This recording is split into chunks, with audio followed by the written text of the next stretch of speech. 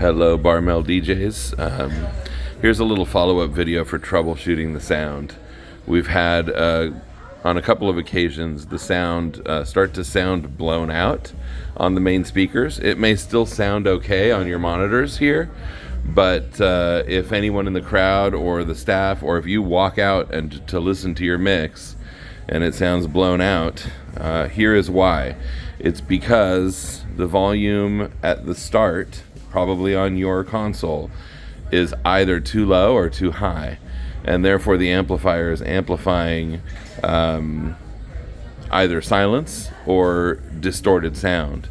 And so the key is that on your console that you set up and plug into these green cables, you want it to be, if you have the little bars that show you green, yellow, red, you want it to be hitting in the yellow but not the red.